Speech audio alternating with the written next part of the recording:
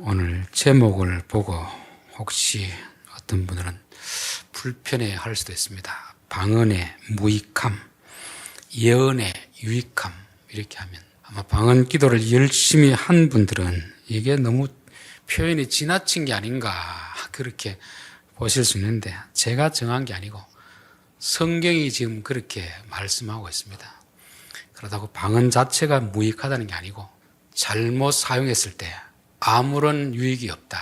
아무런 유익이 없다. 그래서 아무리 좋은 것이라도 제대로 사용해야 덕이 되지, 잘못 사용하면 덕이 되지 않는다는 것입니다.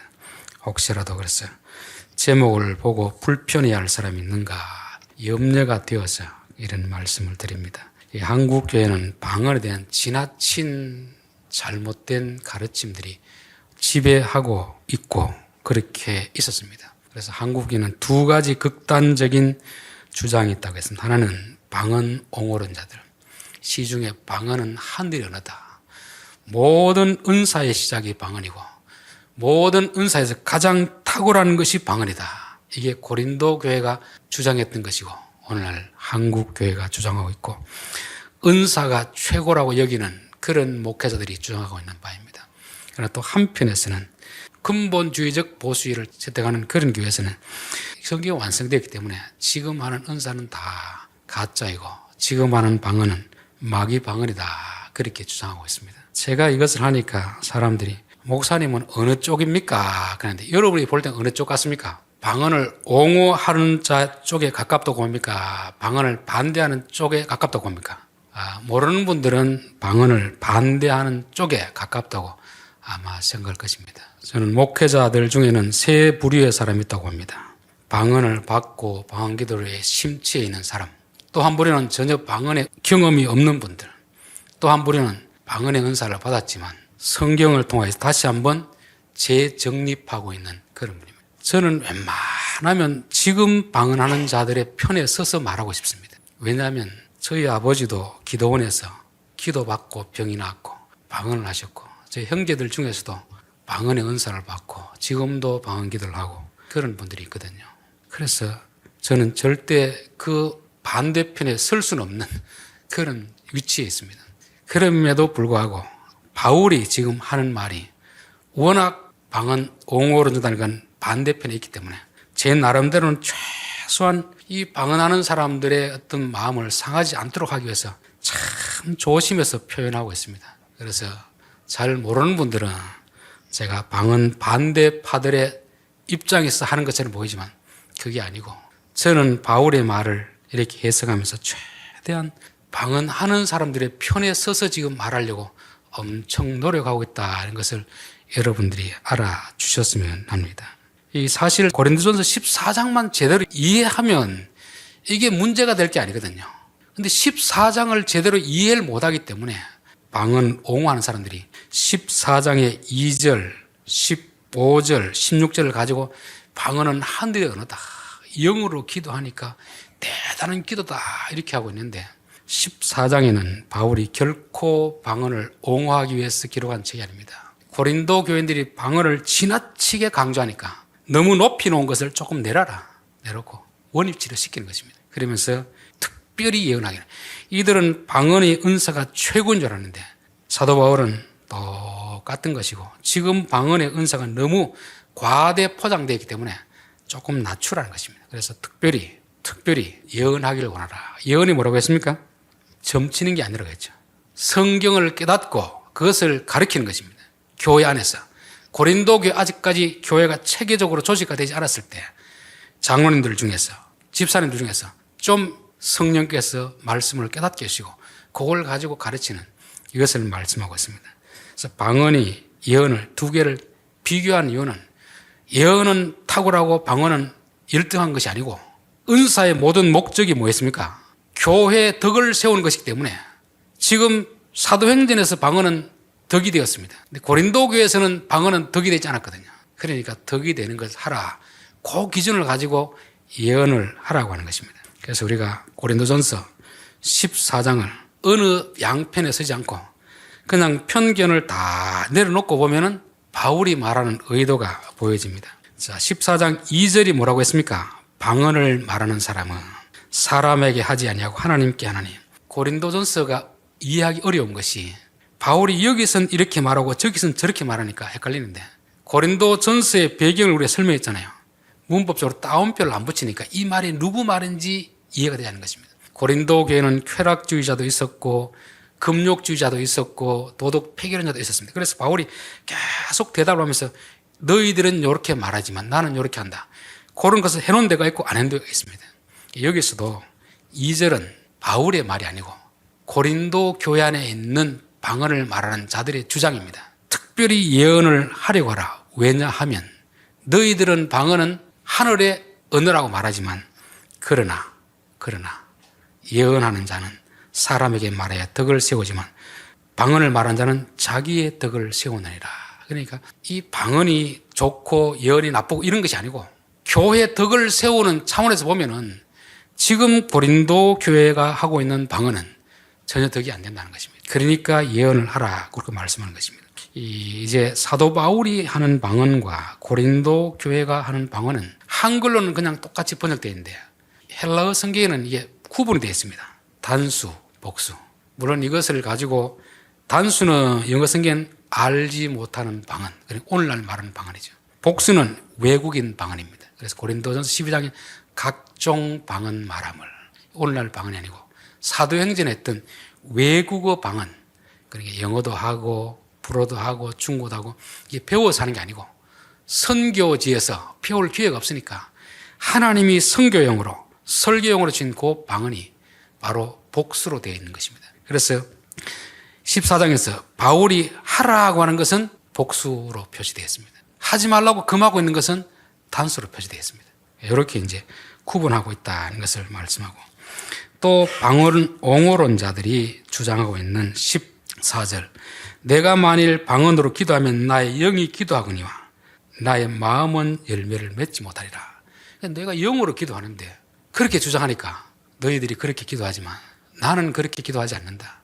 그럼 만약 내가 그렇게 너희들처럼 기도한다면 내가 방언으로 아무리 많은 기도하더라도 내 마음은 아무런 열매를 맺지 못한다. 그러니까 무익하다는 거죠. 10시간을 그런 기도를 해도 내 마음에는 아무런 열매가 없다는 것입니다.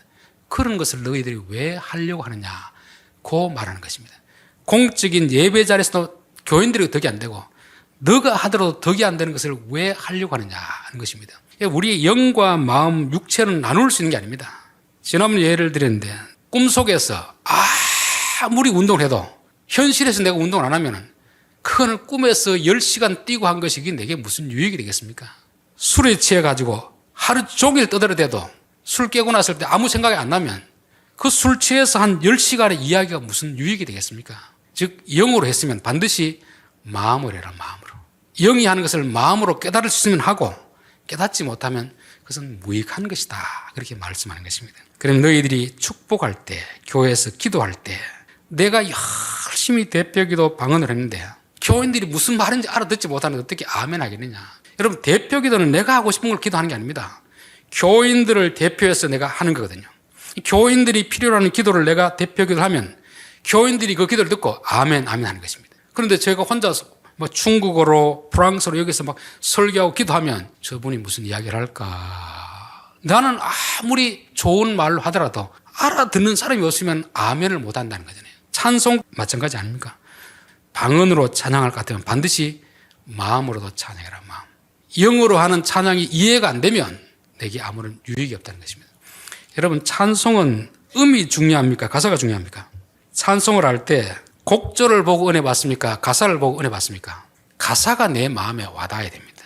그래야 내가 감동이 됩니다. 근데 가사만 해가지고는 잘 안 되니까 거기에 아름다운 곡을 입히는 거잖아요.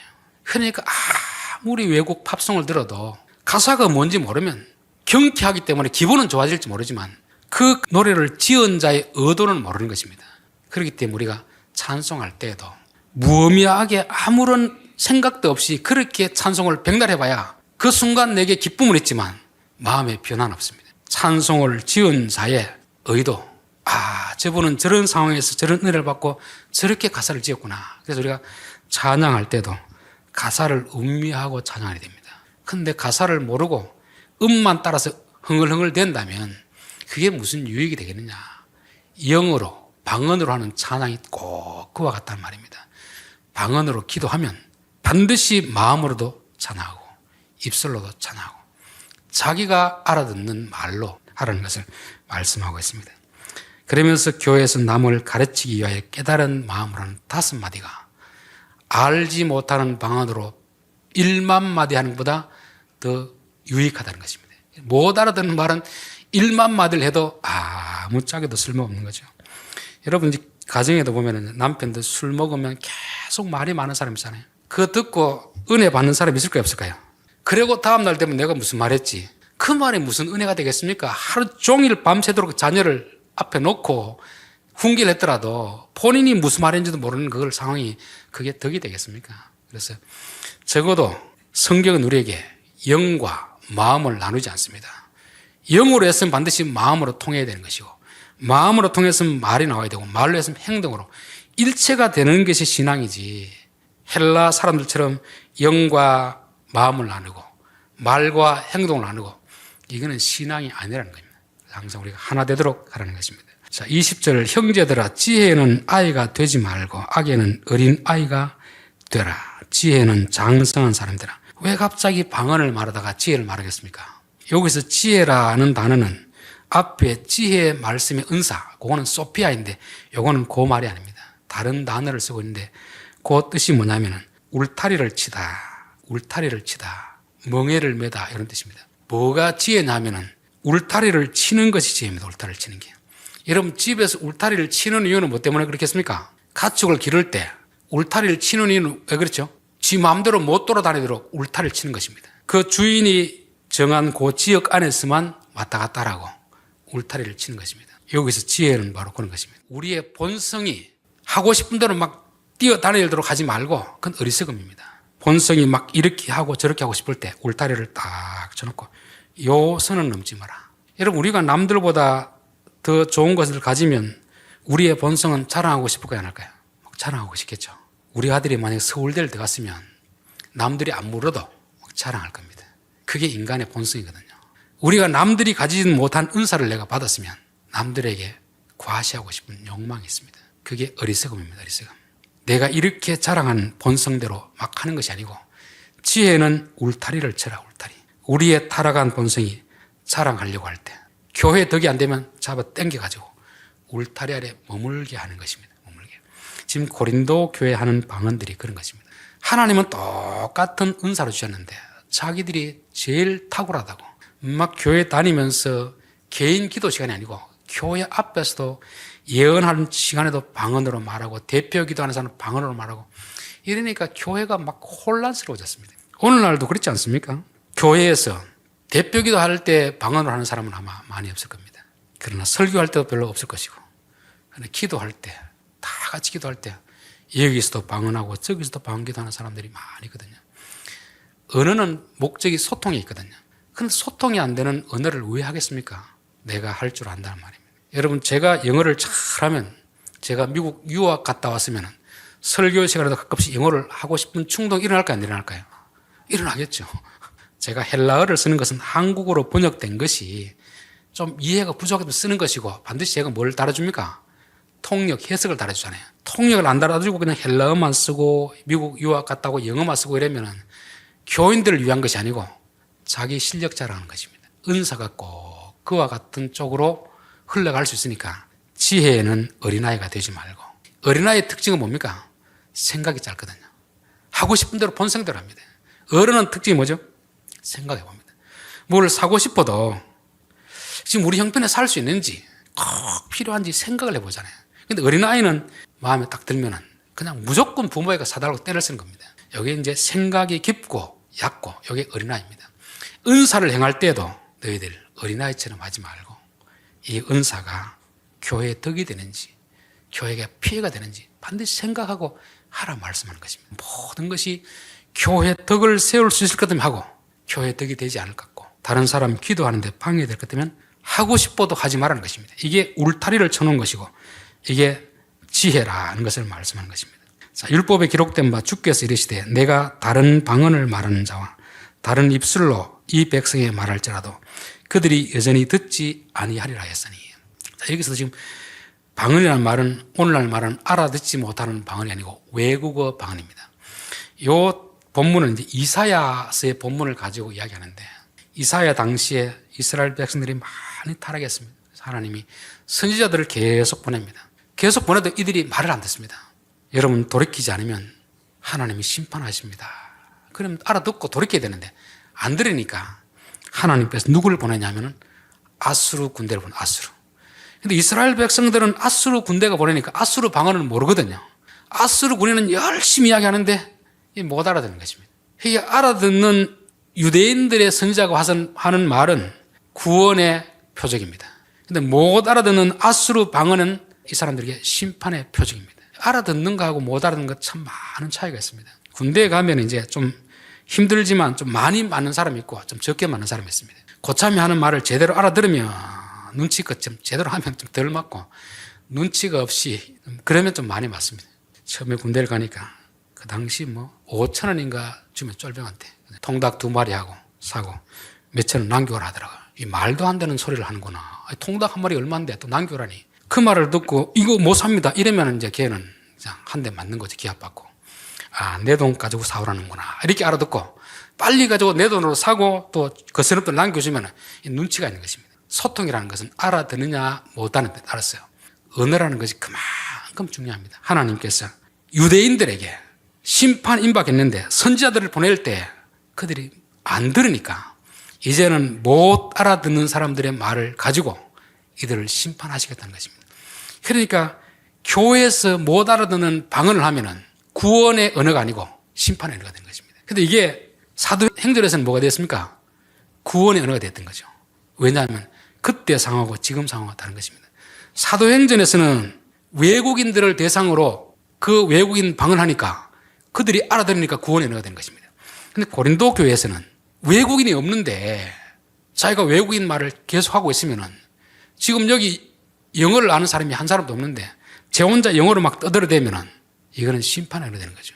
만약에 영어를 하는 사람이 있으면 제가 영어로 해주고 또 뭘 해야 됩니까? 통역을 해라, 통역. 그래도 방언도 통역이 안 되는 것은 교회에서 하지 말라는 것이 바로 그런 뜻입니다. 사람이 대화가 알아들어야 이게 소통이 되는데 전혀 알아듣지 못하는 그런 말을 왜 하느냐 하는 것입니다. 그러므로 방언은 믿는 자들을 위하지 아니하고 믿지 아니하는 자들을 위한 표적이니. 이사야서에서 믿는 자들에게는 알아듣는 말, 예언을 하게 합니다. 너희들 잘못했으니까 돌이켜라. 곧 심판 임박했다. 들려지면 이건 구원의 언어입니다. 안 들려지는 언어를 하면 하나님이 심판하시려는구나, 그렇게 말씀하는 것입니다. 오늘날 하는 방언이 그렇다는 뜻이 아니고, 못 알아듣는 말을 자꾸 교인들에게 하면 그게 구약에서는 심판의 언어로 쓰였다는 것을 말씀하는 것입니다. 말은 알아듣는 말을 해야지 못 알아듣는 말을 하지 말라는 것입니다. 개인적으로 기도할 때는 관계가 없습니다. 왜? 하나님은 우리가 어떤 말 하든지 다 알아듣잖아요. 적어도 교회에서만큼은, 교인들을 상대로 할 때만큼은 못 알아듣는 말은 하지 마라. 내가 의도하지 않았더라도 그거는 심판의 언어로 되는 것이고, 믿지 않는 자들에게 말씀을 통해서 돌이키라고 하는데, 그 말씀을 믿지 않고 완악한 자들에게 하나님이 내리신 마지막 수단이 뭐냐면은 못 알아듣는 그 언어, 그 말을 보내가지고 너희들을 심판하겠다 하는 것입니다. 그러니까 사도행전에서는 못 알아듣는 외국어 방언이 구원의 언어로 쓰이는데, 여기서는 심판의 언어로 쓰이는 거죠, 교회 안에서. 그러니까 오늘날 방언도 랄랄라 방언이든지 외국어 방언이든지 통역이 안 되고 못 알아들으면 그놈이 똑같습니다. 똑같으니까 어떤 방언하든지 교회 안에서는 알아듣는 말을 하라는 것입니다. 23절, 그러므로 온 교회가 모여 다 방언으로 말하면 알지 못하는 자들이나 믿지 아니하는 자들이 들어와서 너희를 미쳤다 하지 아니하겠느냐. 말은 알아듣는 말을 해야 됩니다. 또 말은 한 사람씩 차례대로 말해야지. 동시에 제가 설교하고 또 여기서 누가 이야기하고 웅성웅성하면은 이게 소통이 안 되잖아요. 여기서는 중국하고 여기서는 독일하고 여기서는 프랑스하고 또 저는 일본어하고 이렇게 하면은 그게 웅성웅성하다 보면 남들이 처음 교회 나온 사람 봤을 때 저 사람 미쳤냐 이렇게 할 수 있잖아요. 여기서 이제 원어를 그대로 번역하면은 발광하다. 미쳐 날뛰는 것이라는 것입니다. 교회가 품위가 있고 질서가 있어야 될 이 교회가 왜 남들이 보기에 발광하는 것처럼 보이느냐. 질서가 없이 그렇게 되면 그렇다는 것입니다. 가끔씩 이제 이단들 하는 집회 영상이 있습니다. 저는 그걸 보면서 저기가 과연 성령이 역사하는 곳인가. 사람들을 넘어뜨리고 막 자빠져가지고 벌벌벌 떨고 막 거품 물고 막 떼굴떼굴 구르고 저것이 과연 성령님이 역사하는 곳일까. 저는 그런 생각을 해볼 때가 많이 있습니다. 저도 성경을 잘 모를 때는 방언을 받기 위해서 수도 없이 기도원 다니면서 그런 광경을 받고 그게 정상적으로 알았었습니다. 근데 보니까 이게 아니구나. 이게 아니구나. 성령님은 품이 있고 질서 있는 분인데 왜 저런 현상들이 일어나는가. 물론 그곳에 일어나는 모든 것들이 다 마귀의 역사로 할 수 없지만 적어도 성령님이 역사하면 남들이 보기에 손가락질을 하지 않는다는 것입니다. 오늘날도 보면 이제 교회 안에서 막 사람들이 방언으로 기도하면 다 그렇게 하는 교회 같으면 괜찮습니다. 그런데 혹시라도 초신자가 왔거나 방언을 할 줄 모르는 사람이 왔을 때는 완전히 교인들을 정상적인 집단으로 안 봅니다. 저기는 완전 미쳐 날뛰는 사람들의 집단이구나. 그렇게 보는 것입니다. 여러분, 우리의 복음이 얼마나 고상한데 왜 사람들에게 그런 인식을 받으려고 하는 것입니까? 어떤 교회는 보니까 초청주일, 안 믿는 가족들을 초청해놓고 설교를 하는데도 그냥 교인들이 하는 설교를 그대로 하더라고요. 안 믿는 교인들이 그 말을 알아듣겠습니까? 못 알아듣겠습니까? 우리는 그냥 은혜, 구원, 믿음 이런 은사를 말하지만 안 믿는 사람은 그 말이 무슨 말인지 하나도 모릅니다. 그거는 방언이거든요. 그것은 말하는 자가 앉아있는 자가 야만이 됩니다. 외국인이 됩니다. 더군다나 막 처음 교회 오는 사람, 부인이 억지로 남편을 데리고 왔는데 여기서 막 통성으로 기도하는 데다가 또 거기서 방언으로 말하는 사람이 있으니까 남편이 당신 교회 가지 마라. 정상적인 집단이 아니다는 것입니다. 왜 그런 행동을 하느냐 이 말이잖아요. 왜 그런 행동? 아무리 방언이 좋아도 아무리 방언이 내게 큰 은사를 할지라도 바울은 그런 행동을 하지 마라. 믿지 않는 자들에게 왜 그런 소리를 들으려고 하느냐. 교회가 왜 그런 소리를 들으려고 하느냐. 그 말이잖아요. 그러나 다 예언을 하면 믿지 아니하는 자들이나 알지 못하는 자들이 들어와서 모든 사람에게 책망을 드리며 모든 사람에게 판단을 받고, 예언이라는 건 뭐라고 했습니까? 하나님의 말씀을 깨닫고 깨달은 말씀을 가지고 이야기를 하면 안 믿는 사람이 들어왔다가도 아이고 저게 내게 하는 말이구나, 저거 내가 잘못했구나 깨닫고 믿게 된다는 것입니다. 그러니까 믿으려고 하는 사람에게는 예언의 은사가 필요하고, 말해도 안 믿는 사람들에게는 방언의 은사를 도구로 쓰신다는 것입니다. 사도행전과는 좀 차원이 다르죠. 교회 상황이 다르다는 것입니다. 예언이라는 것은 그 당시에는 구약 성경만 있고 신약 성경이 없었습니다. 그냥 구약 성경을 신약과 적절히 이렇게 매치를 시켜주고 구약에 말하는 메시아가 바로 예수님이라는 것을 잘 설명을 해줘야 됩니다. 그걸 하는 것이 바로 성령님이 하시는 것입니다. 목사는 성경을 읽고 성령님이 이 본문을 통해서 뭘 말씀하시는가 그 뜻을 받아가지고 교인들에게 전달합니다. 그럼 교인들이 정말 겸손한 마음으로 말씀을 들으면 성령님이 그 안에서 역사하기 시작하는 거잖아요. 하나님 말씀은 살았고 운동력이 있어 홍과 영과 관절과 골수를 찔러 쪼개어 그 안에 드는 거 다 들춰낸다는 거잖아요. 설교하다 보면 가끔씩 이제 그런 말을 하는 분이 있습니다. 왜 목사님 설교단에 저를 깝니까? 저는 한 번도 어느 한 개인을 두고 설교한 적은 없습니다. 전체 교인을 두고 하는 거거든요. 제가 여기서 설교하면서 바깥에 있는 마을 사람들을 대상으로 설교하겠습니까? 그럴 필요는 없습니다. 오지도 않은 사람이 제가 무슨 설교를 하겠습니까? 제가 설교하는 것은 이 자리에 참여한 교인들, 이 자리에 안 왔지만 예수 믿는 지동 교회를 상대로 설교하는 것입니다. 그런 어떤 특정한 사람을 두고는 말하지 않습니다. 그런데 설교를 하다 보면 성령께서 어떤 사람에게는 깨닫게 해주시고 어떤 사람은 못 깨닫게 해주십니다. 그런데 내게 찔림이 되면 성령님께서 지금 목사를 통해서 내게 말씀하시는구나 이렇게 생각해야 되는데, 이 시험에 들려고 하면은 목사님이 왜 교인들 앞에서 나를 쉽게 까는 설교를 하니 말이죠. 어느 목사가 교인을 그렇게 까는 설교를 할 사람이 누가 있겠습니까? 정상적인 생각을 가진 사람은 그렇게 하지 않을 것입니다. 그냥 성경을 풀어가지고 설교를 준비할 때 성령님이 주시는 생각, 깨닫게 해주는 생각, 어떨 때는 보면은 본문과는 상관없는데 깨닫게 해주는 게 있습니다. 그런 말이 툭 나오면은 이 말씀을 들어야 할 누군가 있기 때문에 주는구나. 그러면 그 말씀을 들은 사람이 상처를 받는 게 아니고 나는 아무도 모른다고 생각했는데 성령께서 저 목사를 통해서 나의 죄를 들추어내는구나. 들추어낸다는 것은 무슨 뜻이죠? 고쳐주겠다는 말 아닙니까? 회개하면 용서해주겠다는 말 아닙니까? 그렇게 해석해야 되는데 이게 그게 안 되면 또 마귀가 와가지고 너 봐라 저 목사 너의 잘못을 교인들 앞에 들추어내가지고 챙겨주는 거 아니냐 이런 식으로 해석하면 예, 참 설교를 잘못 듣는 거잖아요. 근데 항상 설교가 진행될 때는 이 두 가지 반응이 다 있습니다. 베드로가 설교할 때는 그들이 마음에 찔려 우리가 어찌할꼬 회개하고 용서를 받으면 구원을 받게 된다 했습니다. 그래서 스데반이 설교하니까 똑같이 마음에 찔리는데 이를 갈면서 돌로 스데반을 죽이는 것입니다. 여러분이 설교를 듣다가 어떤 찔림이 되면 목사에게 돌을 던지지 마시고 하나님 어찌하면 되겠습니까? 깨달아지고 들려지면 회개하고 돌이키면 되는 것입니다. 이게 이제 방언하고 예언이 다른 것입니다. 자, 그 마음에 숨은 일들이 드러나기 때문에 엎드려 하나님께 경배하며 하나님이 참으로 너희 가운데 계신다 전파했으리라 됐습니다. 오늘은 여기까지 하도록 하겠습니다. 자, 고린도 14장을 편견을 다 내려놓고 보면 절대 오늘날 방언을 옹호하는 그런 본문이 아닙니다. 지나치게 과장되게 사람들에게 인식된 그 방언을 이제 제자리로 좀 내려놓고 진짜 은사가 교인을 위한 것인지 자기를 과시하기 위한 것인지 한번 생각해봐라. 지혜는 어린아이가 되지 말고 장성한 사람이 되라는 것입니다. 즉 우리의 본성대로 행동하지 말고 본성 가운데 울타리를 치고 밧줄을 매놓고 내 본성은 나의 은사를 과시하기 위해 자랑하고 싶어서 막 떠들이대고 싶다가도 성령께서 스톱해라. 여기 사는 건 교회 덕이 안 된다. 남들이 볼 때 너가 미쳤다고 하지 않겠느냐. 그런 말 들을 것 같으면 하고 싶더라도 하지 말고 저 하고 싶으면 어떻게 하는 겁니까? 골방에 들어가서 개인적으로 기도하는 까지는 말리진 않습니다. 왜 개인적으로 하는 까지 뭐 바울이 다 간섭할 수는 없잖아요. 그러니까 하나님이 주신 귀한 것을 가지고 왜 사람들에게 손가락질 당하면서 미쳤다는 소리를 듣겠느냐. 방언이 무익한 것은 방언 자체가 무익한 것이 아니고 잘못 사용하기 때문에 무익하다는 것입니다. 그리고 앞에 뭐라고 되어 있습니까? 지혜는 어린아이가 되지 말고 악에는 어린아이가 되라. 지혜와 반대말은 뭡니까? 지혜의 반대말은 어리석음이죠. 근데 여기서는 바울은 지혜의 반대말로 뭐를 대비하고 있습니까? 악으로 악. 은사를 잘못 사용하면 무익한 것이 되지만 거기서 지나치면 악이 되는 것입니다.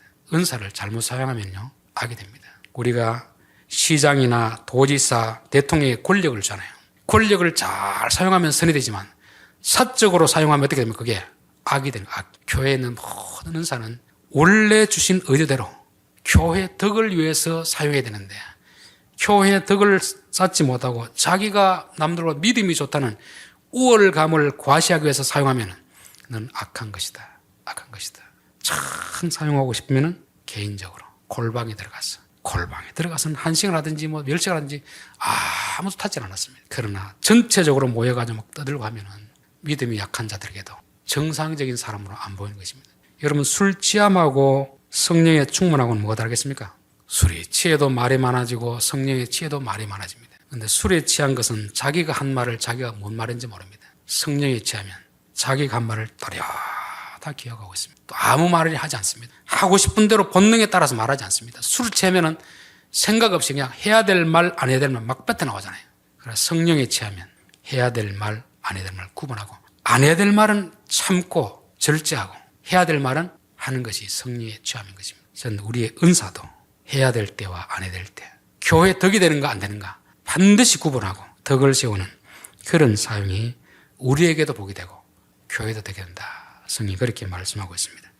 기도하겠습니다. 하나님 아버지, 우리에게 주신 귀한 은사들이 있습니다.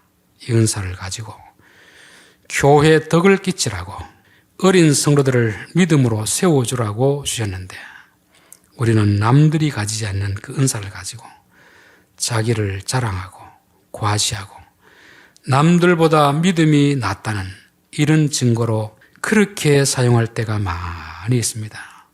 우리의 본성은 남들보다 더 많이 알면 하나라도 더 가지고 있으면 자랑하고 싶은 것이 우리의 타락한 본성입니다. 주여, 지혜에는 어린아이가 되지 말고 장성한 분량이 되게 도와 주시옵소서. 우리에게 주신 모든 것을 교회의 덕을 위하여 사용하게 하시고 하나님의 영광을 위하여 사용하게 하여 주시옵소서. 조금이라도 나를 과시하고자 하는 본성이 일어날 때 울타리에 가두어 둘 수 있는 저희들 되게 도와 주옵소서. 예수님의 이름으로 기도하옵나이다. 아멘.